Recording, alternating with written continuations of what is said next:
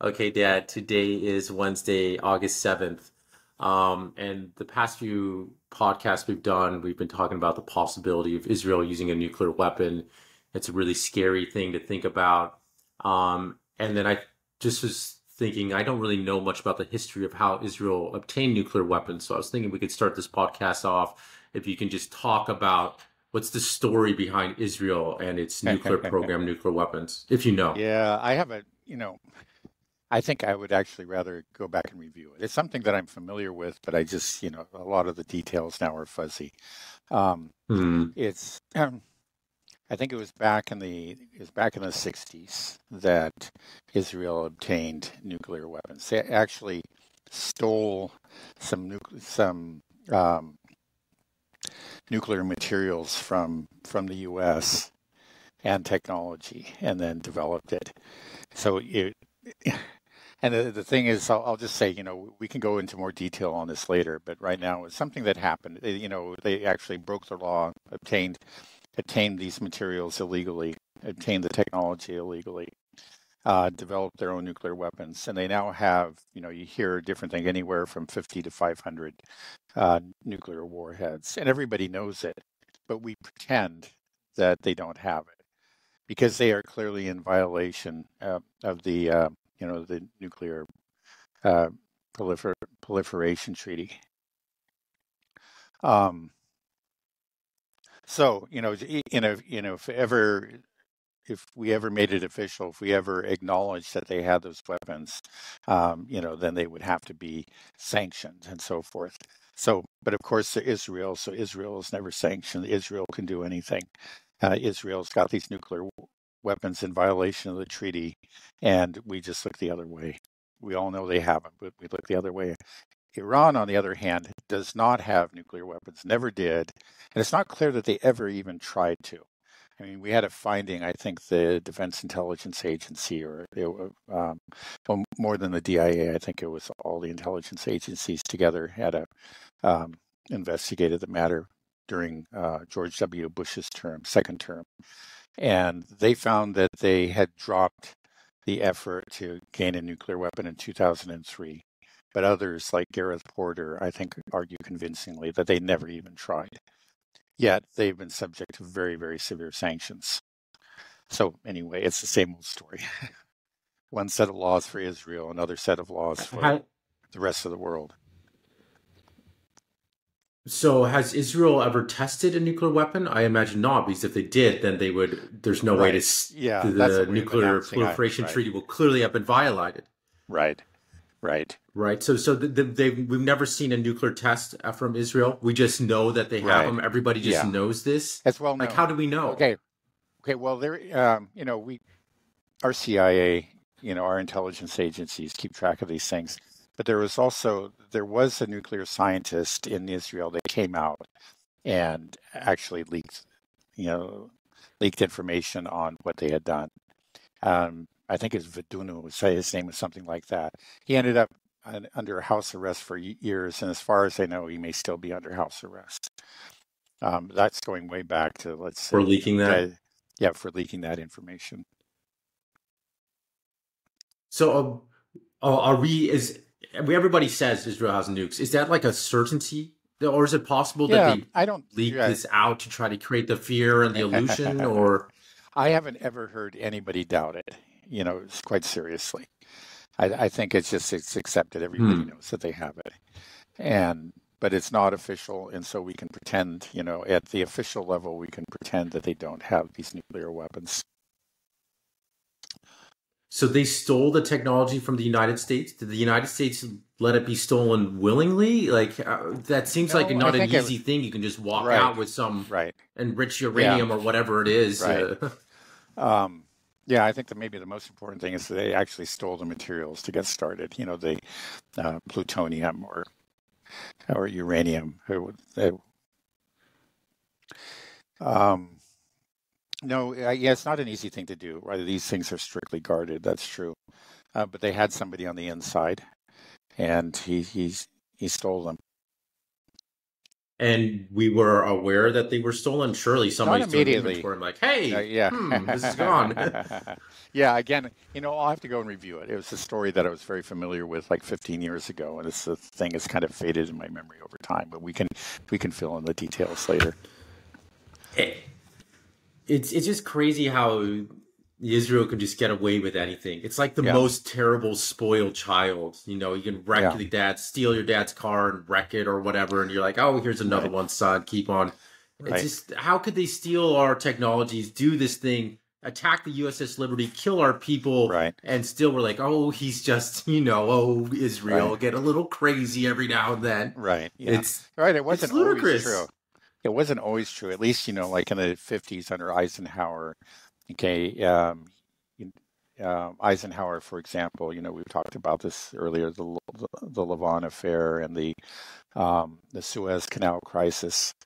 Um, yeah, that was one time when the U.S. did not back Israel. Actually, Israel had joined with, I think, both the French and the British in trying to seize the Suez Canal from the Egyptians.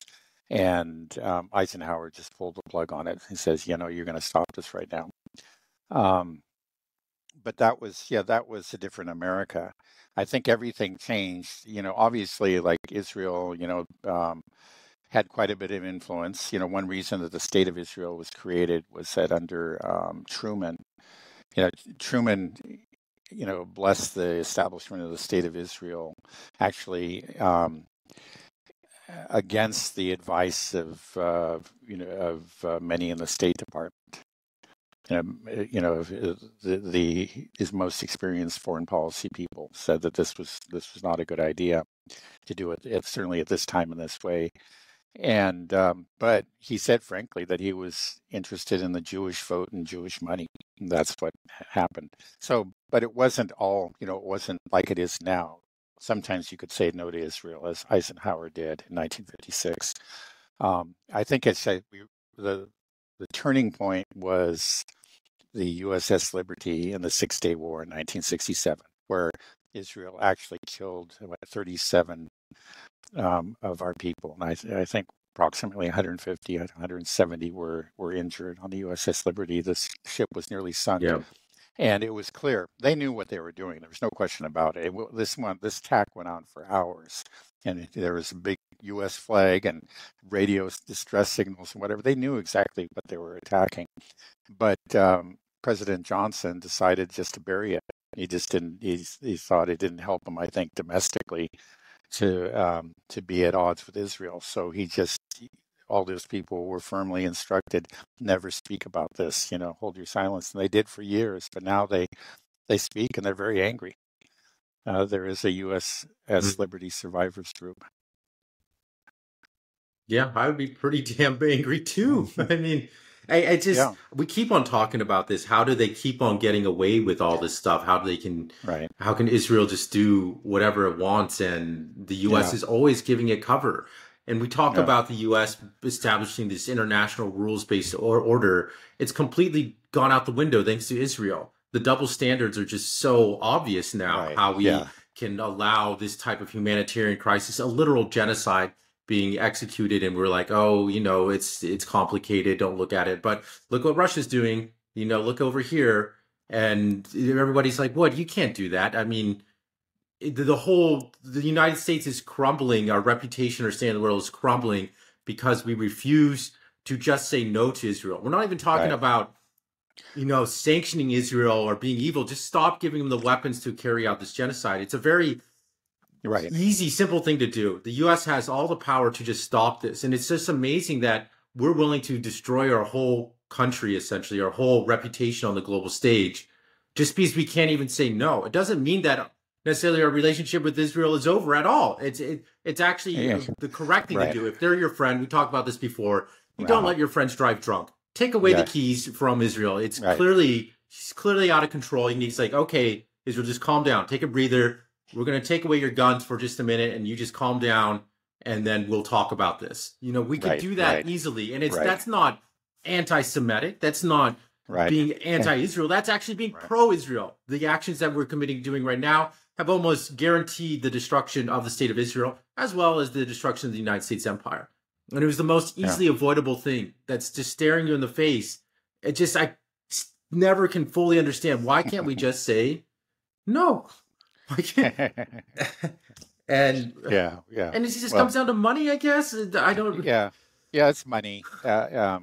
It's money. It's ideology. It's all those things. It's ideology in the form of Jewish Zionism, but also Christian Zionism, and all these things. They're just a real potent brew. You mix them together, and so yeah, it's obvious this is stupid, but go out and try to like stand up in Congress and start talking. You'll see what happens. Not only will you be booed and immediately excoriated, pilloried in the press, and just described as a vile anti-Semite, but immediately AIPAC is going to come after you, and you won't be reelected, right? And that's what happened. Actually, very recently, there was one of the very few Democrats that has been, pro-Palestinian and has been critical of Israel. It was Cori Bush. And I AIPAC saw went that. after her with Yes. the big guns, and she's not going to be in Congress anymore. She failed her primary. That's what It's happens. They crazy. see it. I mean, everybody knows.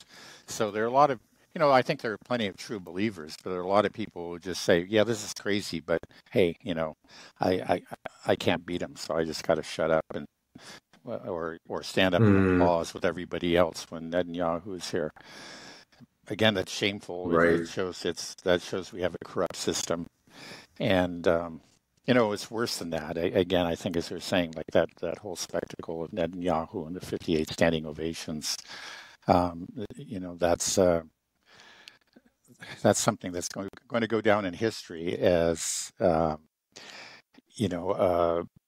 Just an example of a country that went mad. Like that. Now we look at these old reels of Hitler, at Nuremberg or something, and the rallies that were held there, and they say, well, how could these people went off the deep end, etc.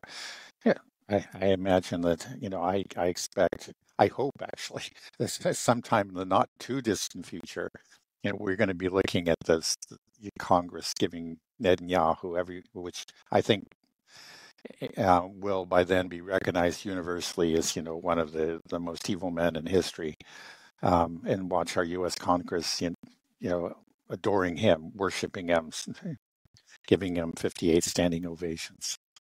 Yeah. But it's even crazier in this situation because we want to talk about Hitler and the Nuremberg trials. Well, those were Oh, not the Germans in trials. Germany, Yeah, the or Nuremberg rally. okay, Yeah, no, yeah, right, Nuremberg rally. Sorry, right.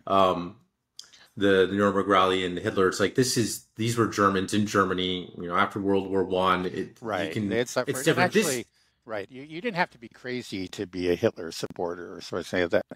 in I'll say, guys, 1933. yeah, Let's not right, take that out of context. right, Somebody's going to exactly. clip Yeah, that. yeah, right. No, no, right, in 19, exactly. I mean, this was long before uh, all the horrible events that followed, right? And so Hmm. people, so there are all kinds of decent, ordinary Germans that actually saw Hitler as um, as a beacon of hope. Somebody who was taking Germany out of a very dark chapter in its history, and that wasn't an unreasonable thought to have at that time. So actually, it's not even a fair comparison. The thing is, like, this is a guy who's already in the midst of a genocide, and we're giving him the standing ovation. So it's actually, the shame is really not on us. It's not on the German people at that time. Right.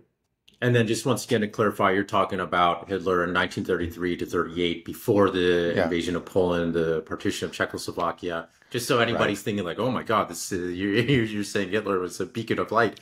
No, this is Yeah, before right. everything went crazy. Um, what's even just not just what's crazy about our situation in the United States is that this is not an American. This is an Israeli, somebody that lives on the other side of the world, or in a country on the side of the world, comes to our country and gets 58 standing ovations and says like, hey, you guys go to war against another country that completely against on the other side of the world, Iran, that has Right. done nothing to the United States, that Not for a long, long time no threat to the United anyway. States. Right. Not for 45 years or so. Yeah. Okay. Right. Right.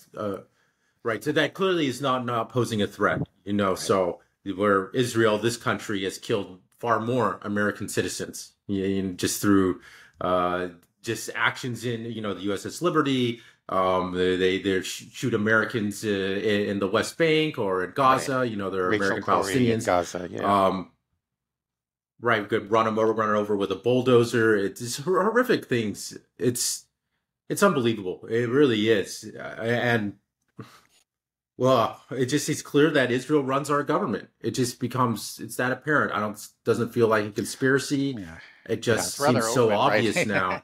Yeah, that's a little bit of an exaggeration, but it's not much of an exaggeration. Again, No, when it not comes to much. foreign Like policy, vis-a-vis the Middle East, it's pretty much Israel gets called the shots. Maybe not 100%. Like Netanyahu would, if he had always had his way, we would have attacked Iran years ago. And we've done right, almost everything, but it's just like we keep on stopping when we get to that particular point. It's just like, okay, some later, okay. So, but well, it's looking like we said, that he will finally have his way. I think he's very confident that he's got, all his ducks in a row right now, and he's gonna be able to do it, pull it off this time. right. Can we actually maybe take a step back and can you tell us just the history of Israel-Iran relationships? Has it always been tense? When did it get so heated? Why does Israel view Iran as the enemy? Um, can Yeah, you? They're well, not a neighboring, bordering country. right, right.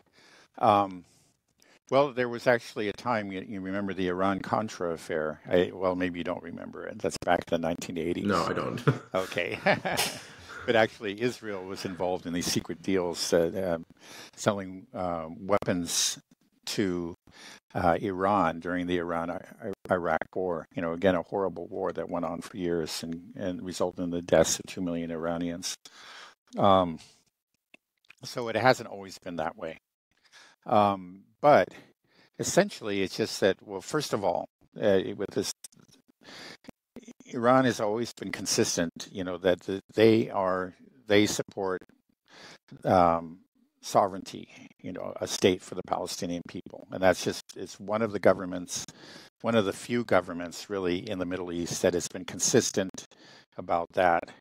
And, others have, like Saudi Arabia, and most obviously Jordan and Egypt, um, but have backed away from that. Initially, uh, you know, they'll express support, but they simply haven't, as a matter of policy, supported Israel. They've backed away and they've made compromises with Israel, but Iran has always stuck to its principles. So that's one thing. And then the other that Iran it's a major power. It's a large country of tens of millions of people you know, um, with some advanced technology and many resources. Not just oil. So it's a major power, and therefore has always been considered as a threat. Here's a major power that is, in principle, supports the Palestinian cause. So they've always had uh, Israel has always had Iran in its crosshairs. And since I believe it's the late 1990s, Netanyahu himself has been saying, quite regularly, Iran's going to have the bomb. They're going to have it in 2 years. He's been saying that for better than 25 years now. And clearly, obviously it's not true. 25 years have gone by, and then even our own intelligence agencies are saying they're making no effort to develop a bomb. But he wants he and others in the Israeli government see Iran as really kind of the last major rival in the region, and therefore they want them destroyed. I mean, it's that simple. It's just sort of like what we're talking about, the obsession of the United States with Russia or even Venezuela. Is you say, well, why can't you just let these people be, or let these other countries be, right? Can't you just coexist? Okay, you have a difference. You don't have to go out and try to destroy them. But there is this. It seems like for the U.S. The U.S. is obsessed with maintaining its status as a global hegemon, right? And Israel wants to establish itself as an absolute hegemon in the Middle East. Again, it has this obsession with security. So it's not like, okay, there's really any reason to think that Iran could attack them this year. Well, now we, have a reason. They gave them the reason, but for many, many years, there's no reason to think that Iran was actually going to attack Israel. But there was a potential that somewhere in the future, Iran could attack it. So it was always a threat out there, and therefore it had to be destroyed. I'm reminded of Cato in the Roman Republic. At that time, the one great rival to Roman power was Carthage, and there was this one Roman politician, Cato, who constantly would say, he would end each speech with this one sentence: "Carthagio delenda est," Carthage must be destroyed. And eventually they did it. They destroyed it. They in just the most, they obliterated that. Again, you could say it was just because conceivably, theoretically, it could eventually defeat them. It wasn't like you could see it happening in the near term or even the medium term, but maybe 10 years, 15 years down the road, they could eventually become powerful enough and they might come in and strike us. We must destroy them. And I think it's the same kind of thinking that you see here. It's just that Iran must be destroyed because that's the one real power there that could conceivably, theoretically, beat us in a war. Now, the crazy thing is actually, Iran has been obviously very reluctant to engage Israel in a war, but it's Israel is forcing them to. Now, Israel's calculation is that, okay, yeah, we do it now because we have the U.S. with us, and the U.S. will destroy Iran for us, and finally, and then we will become the regional hegemon. We will have nobody that could conceivably challenge us. Wow, interesting. So that guy Cato, he reminds me of Lindsey Graham. I Yeah. bet you if you did a DNA test, we could trace it back to that guy. It's the same thing. After every appearance that Lindsey Graham has, he's like, we got to strike Tehran, hit him hard. Yeah. It's unbelievable how Yeah. this guy is just obsessed with Right. It's just hard to blowing up understand. I Tehran. agree. But it's I clearly, it's a kind of a disease that afflicts certain people, and it's real, especially people in positions of power. Right, but they're afraid that one day maybe Iran could be powerful and then attack Israel. But Right. so their plan is to have Iran attack now. They're doing everything they Yeah. can to attack now. It's like they're wanting their own Well, I guess, destruction. I yeah. mean, I understand the Yeah. calculus Right. of getting the Right. United Right. States to do Right. the heavy lifting, Yeah. I guess also I was but thinking, because the truth is they probably have also noticed the trend. Iran today is a much more powerful country than Iran 20 years ago or 25 years ago when Netanyahu first started, ringing the alarm bells about Iran, saying they're going to have a nuclear weapon in 2 years. Starting then, he was trying to get the U.S. excited about it. And he had great success with people like Lindsey Graham and others. There are all kinds of people, Netanyahu supporters within the U.S. government.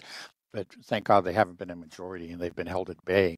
But it looks like, I think he feels that with the current, very strange state of affairs in the U.S. right now, and in the wake of his 58 standing ovation speech to Congress, I think he feels empowered, and this is the time, and he doesn't want to wait. Well, first of all, it's probably something he wants to make sure that he does it. It's done in his lifetime, and that he can be, the great warrior king that defeated the rival, and to do it now before Iran really does become too powerful. He's calculating that, yeah, they could definitely be defeated with the aid of the U.S. at this point, but maybe, who knows, 10 years down the road, we won't be able to defeat them. So you said that Israel hates Iran because Iran supports the Palestinian cause, the Palestinian state. Can you elaborate what that means? Is Iran's position for a two-state solution based on the 1967 lines? Is that something that would be acceptable to Yeah. Iran? Is that they're pushing, or are they Yeah. pushing for the Right. the abolishment of the state of Israel? I mean, what's No, so they scary about right. They're not. Iran? Yeah, they're not pushing for the abolition of the state of Israel. I think now it's just like Israel is starting to push a lot of people, including very reasonable people, towards that position. It's through their current behavior. But no, that's not been the stated policy. It's just they've been insisting on Palestinian rights. The rights that are granted by the UN resolution, way back in, I said 1967, following the Six-Day War. That again, it's actually kind of a crappy deal for the Palestinians. It would just be 22% of the land that they used to live on, but it would be something, right? And they were willing to accept that. Even Hamas has shown a lot of flexibility about that. So no, it's not that they're dedicated to the abolition of the state of Israel. There's one quote that got repeated again and again, but I think it was a mistranslation. It's something like Israel will be wiped from wiped off the map or something, which was a poor translation of something that an Israeli leader said like 20 years ago. And so, they seized on that and said, look, this is what they want to do, but that's not been the Iranian policy. Union. Yeah, okay, right. Israel seized on it, but right, an Iranian leader, right, said about 20 years ago. Right. Right. So Iran wants a two-state solution. That's supposed to be the position that the United States was promoting as well, Yeah. right? So I don't understand what is it that was so different about Iran. Is Well, that it's just, right. Because every country in the UN is Well, yeah, it seems virtually to be everyone pushing is for a on that. two-state solution. Yeah, And when you ask them, but then you just look at their behavior and everything else they say. Like it's clear that everything that the U.S. does, they're not interested in it. They're just basically working with Israel, and everybody knows that. If you push them and say, "Oh yeah, this is our position," but everything else that they do belies that. And then a lot of these Arab states have just they would say, yeah, we support the two-state solution, but then they start, they trade with Israel and then also they just stopped talking about it. That's why before October 7th, it just seemed like the whole issue had been forgotten. It was all over. But Iran was one of the few the Iranian government was one of the few that just didn't stop talking about it and remind, hey, this is something that we need to do. We need to support these people. And they did support, for example, and they do support Hezbollah. And they've provided support to Hamas. So that's something real. They put their money where their mouth is. And again, Hezbollah is, right. Both of these are right resistance organizations that resist Israel. Now, there's no evidence at all, and in fact, the CIA and Mossad both said that there's no evidence that Iran knew anything about October 7th or was any way, involved in that.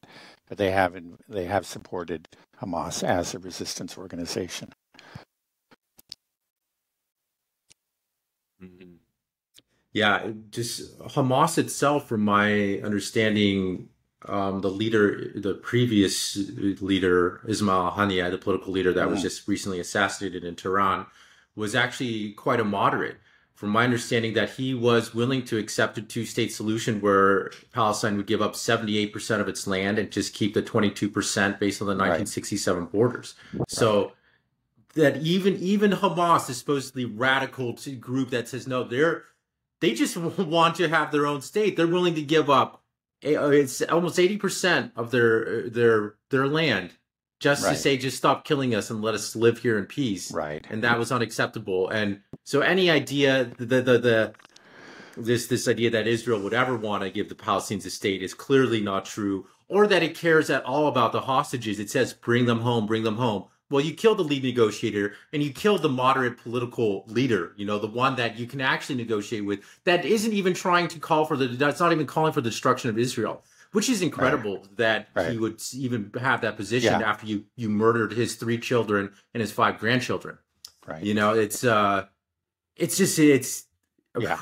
We can keep on going on about it. It's just insane. It's important to point out that he was not the first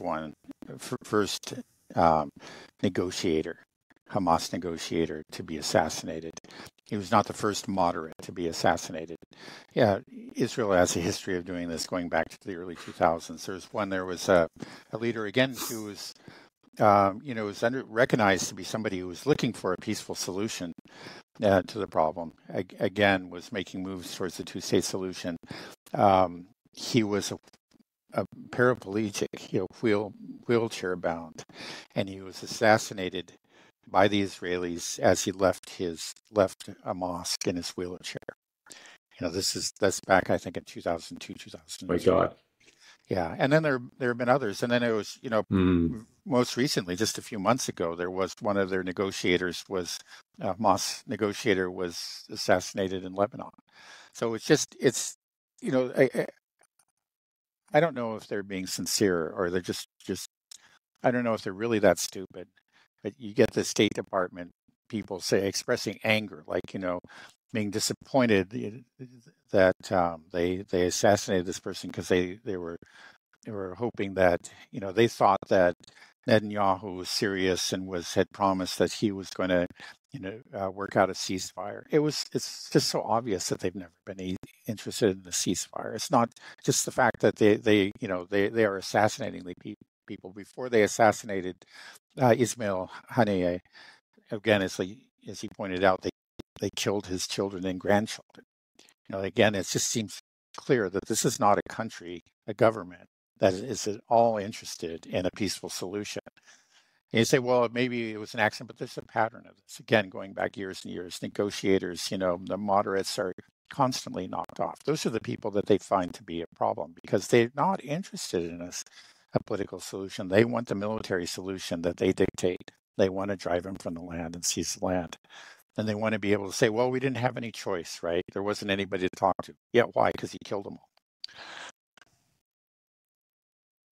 Right. And not even, Arabs or people from other neighboring countries, they assassinate their own, right? There was the Israeli Prime Minister Yitzhak Rabin. Can you tell us a little bit about that guy? Do you know? I was hearing Yeah, about him on the Gray Zone. right, Um, right. Well, he was probably of all the do you know Israeli. that the what happened there? Yeah, he was assassinated by one of these settler zealots. Um, I think associated with Meir Kahane, who was a radical, far right rabbi. Yeah, well, he had actually taken some steps towards peace with the Palestinians. And yeah, that's what happened.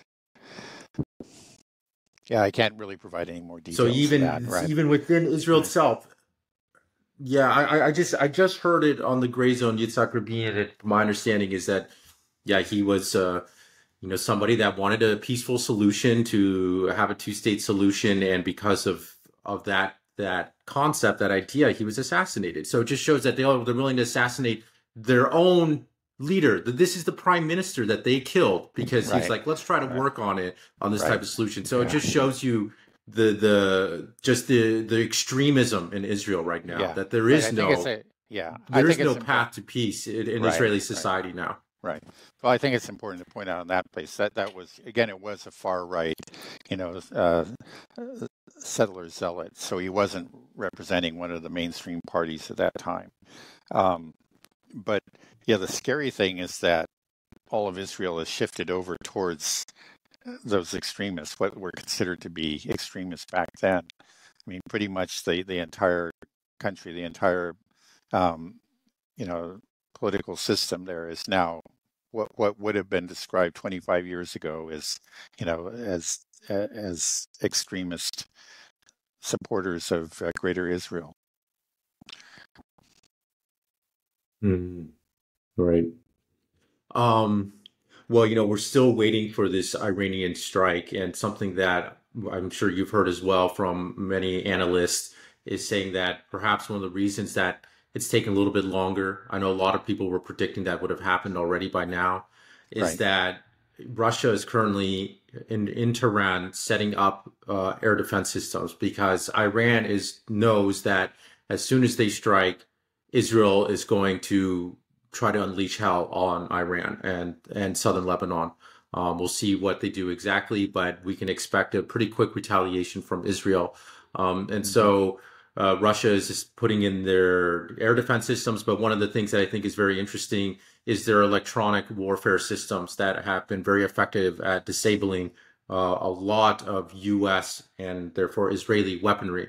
Maybe Hmm. you can tell, do you know anything about these electronic warfare systems, defense systems that Israel, that Russia Yeah, has and is supplying to you, yeah. to I don't. Iran? Yeah, What are right, they capable of, and what can right, we expect? right. Well, there's something that apparently they delivered to them that's has an extraordinary range. I don't really know the details of it. I beg forgiveness, listeners. I'm traveling here in Moscow and going out in the city a lot and eating in a lot of restaurants, so I haven't kept up with all the details. But I know that they have um, this system that is able to actually can has a range of something like 2,500 kilometers, at least that. It may be even longer. I mean, I didn't know that there was any electronic warfare system capable of that kind of range, but this can, reach well to Israel and beyond.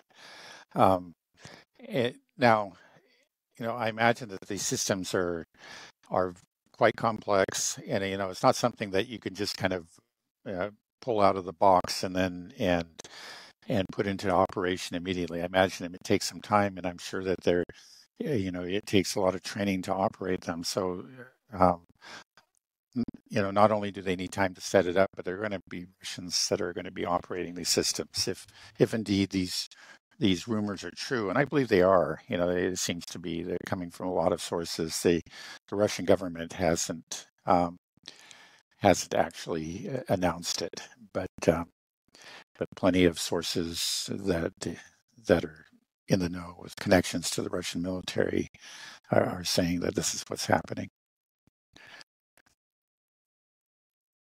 Are you able to tell us the capabilities of the system? I know that they basically render certain missiles like HIMARS or smart artillery shells like the Excalibur shells, render them worthless. They scramble their GPS Right, systems. Does it have right. any effect on fighters? Because this is what Israel will be using. Will be using F-35s, F-16s. Um, do you know if they have any capability Yeah, on scrambling those, or are they scrambling just missiles? How does it work? yeah, right. Like, will they have Yeah, trouble getting off the ground? Because you said yeah, the system could reach all the way to Israel itself. yeah.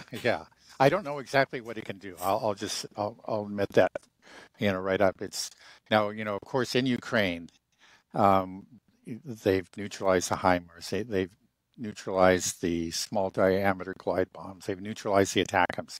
It's funny. You just don't. I remember when the HIMARS first came out. You heard a lot about it, and they did a fair amount of damage. And then you just stopped hearing about them. And then I think the small diameter glide bomb never did anything. There was a. It was hyped up before it was shipped there, but it never accomplished anything. And the ATACMS, when they first came, they did some damage, just a few months ago, and now you don't hear about them because they're neutralized. So anyway, they have a proven track record. Now, the thing is, in each of those cases, they actually had to have some experience um, with the weapon, right? It's just that they had to discover, I guess, identify. Um, Characterize the weapon in a certain way and train their own systems to neutralize them. So I don't know what this is going to be able. They won't have time to do that, right? They're not going to have time to train their weapons and their personnel to deal with these systems. But maybe they feel confident they know about whatever it is, the Tomahawk cruise missiles or something. Maybe they have enough information on those so they feel they can neutralize them right now without any training period. I really can't say. Right. Well, in a way, Iran will have a little bit of a leg up because thanks to the United States and our involvement in Ukraine, Russia has had a lot of training data already based on some of U.S. weaponry, which I'm sure there will be some overlap when carrying over to I would this think so. Yeah. Israel-Iran conflict that's incoming. Um, Right. and so, and not just with that, but just overall data. We've talked about sort Right. of this conflict in Ukraine. The U.S. military industrial complex was kind of touting it as, oh, will be a weapon laboratory for us. But what we've seen is that it's been a weapon laboratory for Russia, not so much the United States. The United States has made very few changes or evolved to adapt to the situation, whereas we've seen a lot of innovation on the Russian side to adapt to whatever offensive weaponry that the U.S. and NATO was providing to Ukraine. So I'm sure Iran is getting all the help is very grateful for the help they're getting from Russia, and it's going to be a huge assistance, I believe, in their ability to defend against any offensive capabilities. Yeah, because we've seen we've seen how effective they've done in Ukraine, and so we should expect it's not going to be the same thing, obviously, but there will be some similarities. So if Russia was very effective at neutralizing Western offensive capabilities in Ukraine, if Russia's heavily involved in Iran, we can expect them to be fairly effective at limiting these types of offensive capabilities. Right. I think, Israel like you and say, US there's may got to throw be a here. certain amount of overlap. The ATACMS is a ballistic missile. But they have learned to neutralize cruise missiles such as the Scalp and the Storm Shadow. Again, initially those did some damage, and then again, you just don't hear about it. I think also they're running out of them. That's another thing. But they've learned a lot, and I'm sure that those lessons that they've learned there can be applied to whatever, whatever missiles, whatever systems that the U.S. has in the Middle East region. Right. And like you said, Russian personnel will be on the ground helping to operate these systems, much like how U.S. personnel is on the ground in Ukraine helping. Right. Right. Yeah, I think without a doubt. Like you said, this isn't something that even when I get a bought piece of furniture, it takes me a while to go through the instructions and figure out how to put it together. Imagine something as complex as an electronic warfare system that can direct whatever it is thousands of kilometers away to scramble GPS systems or whatever. There's no way. Obviously, Russia's they're going to be very trained technicians there that are going to be operating these things, which just goes to show that we are pulling into just a larger conflict. This is not Iran by itself. It is being supported by Russia, and then to some extent by China. Basically, these countries, if Iran, it's going to be kind of a proxy war. They will be bolstering them, maybe a bit more akin to the old school Cold War type of proxy wars. But the idea that Iran is going to lose is Russia and China won't allow that to happen. So anybody thinking that, needs to really think about this a little bit more closely. One thing that I am a bit paranoid about and scared of is the possibility of Israel conducting some type of false flag operation, either on some U.S. bases or a U.S. ship, or maybe even on American soil itself. Am I being paranoid in thinking that, or do you think that's a possibility? Well, no, I wouldn't say paranoid, because of course the USS Liberty probably was a false flag. It's hard to understand why they did it, but the theory that makes the most sense was that it was an attempted false flag. They were going to sink the ship and then blame it on Egypt. That's the most convincing explanation. And of course, they do have a history of false flags. There was the Lavon affair in 1956. So no, it's not paranoid. I don't know if they could pull it off. But it seems like they can do anything. It's just it's just that even if we know, just like we knew the USS Liberty what it was, we decided to look the other way.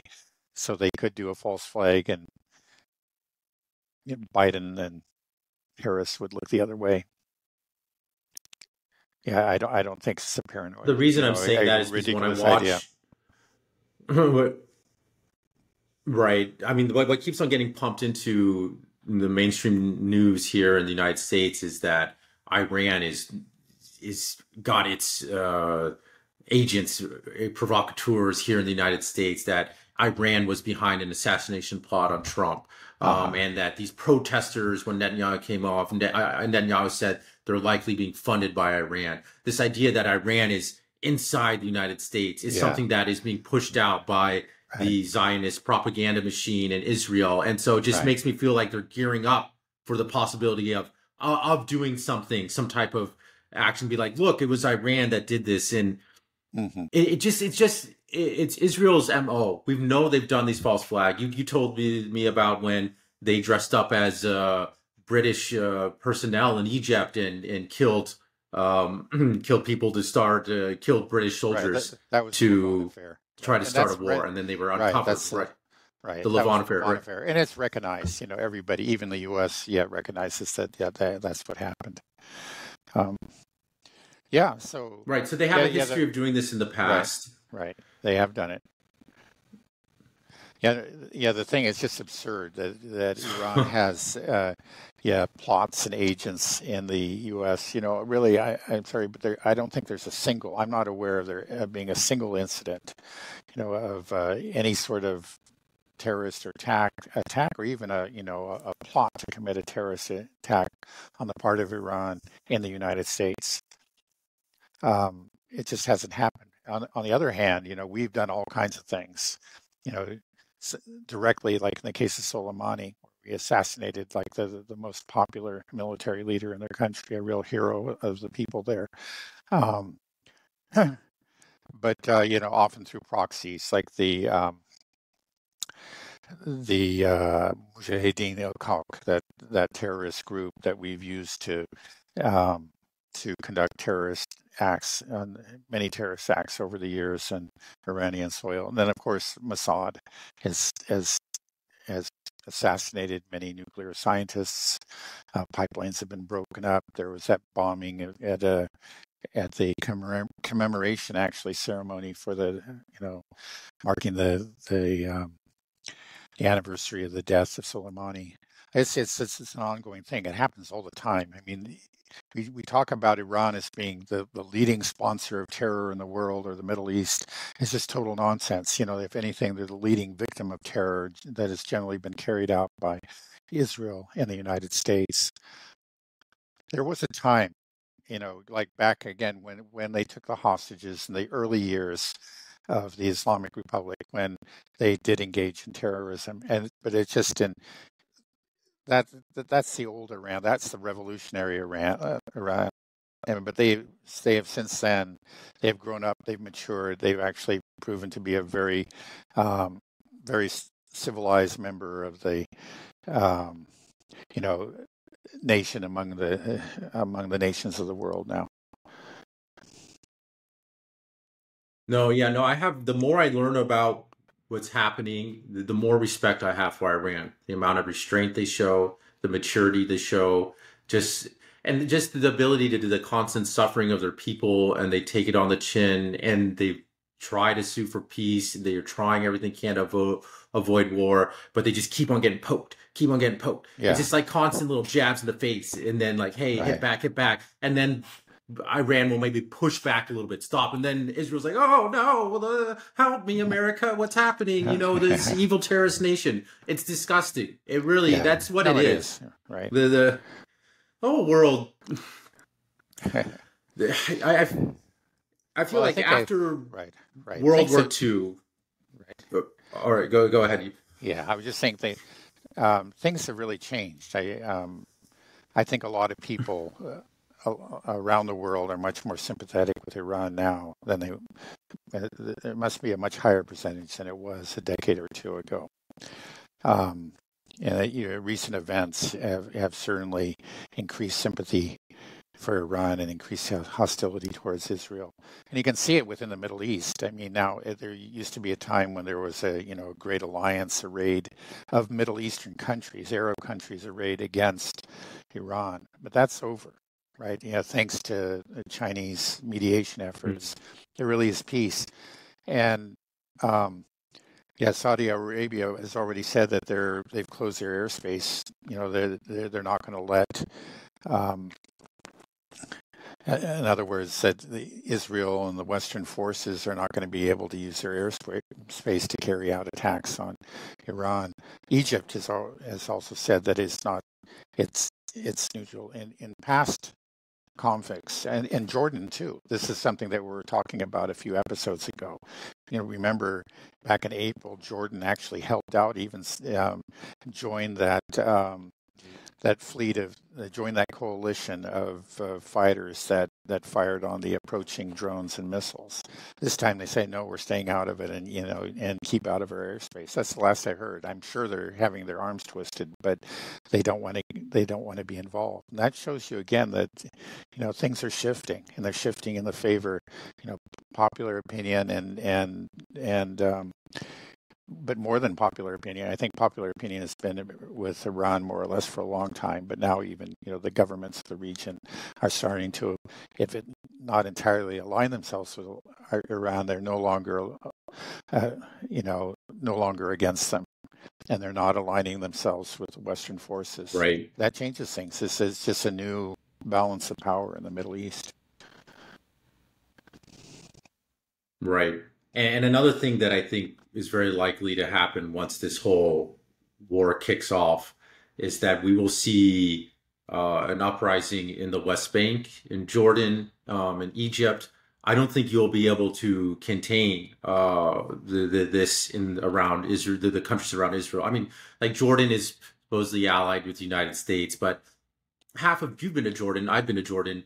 Yeah. Half of Jordan is Palestinian. They're Right. all half of them are Right. people in Jordan Right. are people that have been kicked out of their homes Yeah. My taxi in Palestine. driver is, yeah. And every taxi driver in Jordan is Palestinian. Yeah. I don't think you'll find a That's right. non-Palestinian taxi driver in Jordan. It I seems bet that's like. true. Yeah. So. Right. Well, yeah, So that's yeah, that's you the go you thing. go to Jordan, you'll see, and Right. I believe even King Abdul, I think his wife's a Palestinian, I believe. There's Yeah. but he's the King of Jordan Yeah. is a bit of a blowhard. Yeah. Well, but the thing is that he's aware of this, and But that yeah, so he went to Tehran apparently and begged the Iranians not to retaliate. Yeah, and the reason he did is that he realizes, the fix that he's in, that his people are there. You must sense that seething anger, beneath him. And it's like, okay, we made that. It was a close call back in April, but maybe this time, if another, if we have a real war, I don't think I'm going to be able to,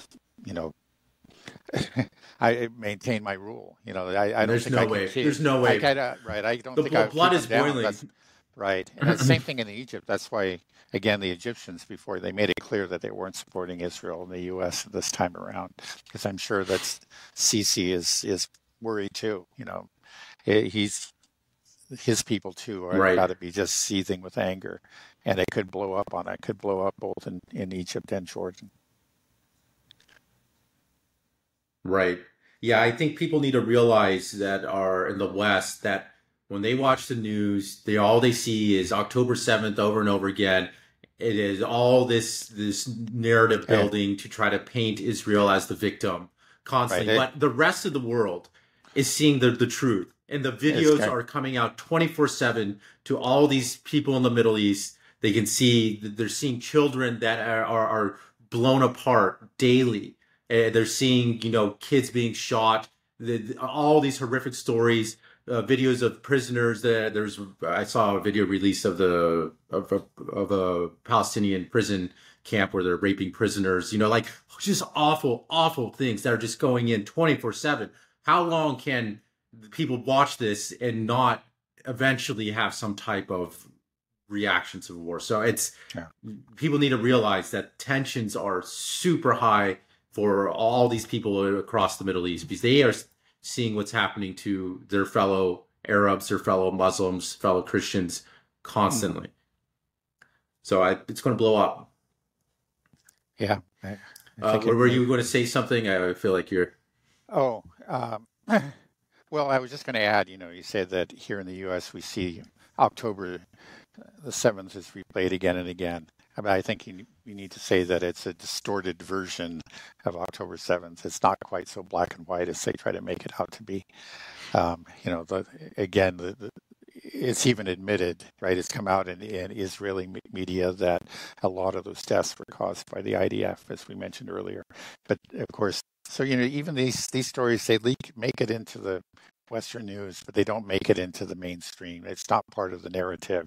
If you're not paying attention, you'll still believe the original version, and it'll be repeated to you again and again. You might even believe Right. in beheaded babies or something, stuff that was debunked long, long ago. Right.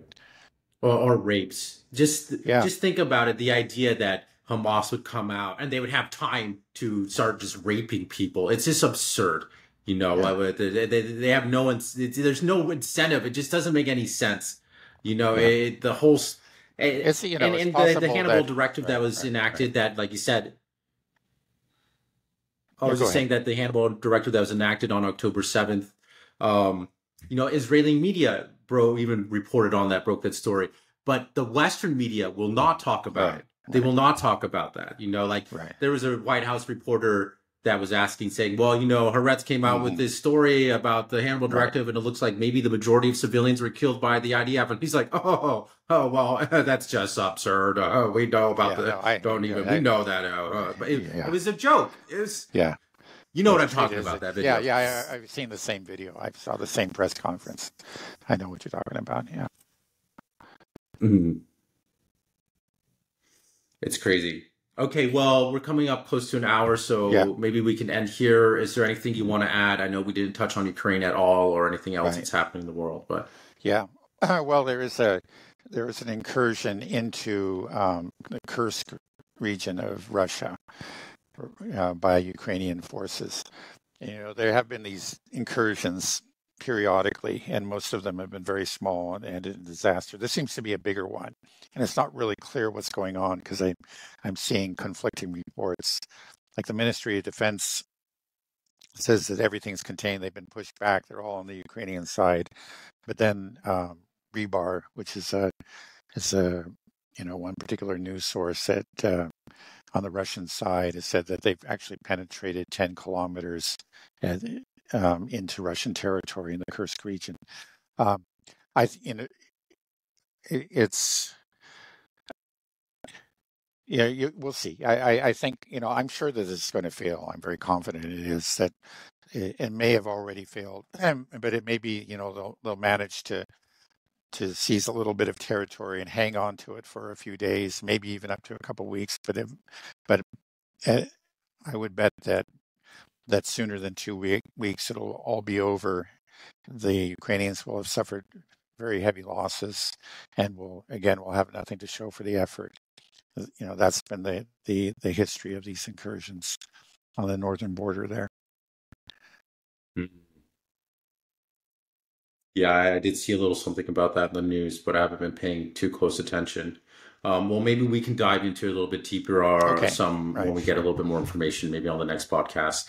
Okay, Um, if we'll see what happens. I mean, if Iran has struck Israel, I don't yeah, think we'll be talking about yeah, Ukraine right, doing that right. on Friday. But okay, well, thanks a lot, Dad. I'll let you go, and I hope you're Okay, still having a good time over there in Moscow. yeah, I am. Okay, bye bye. Bye.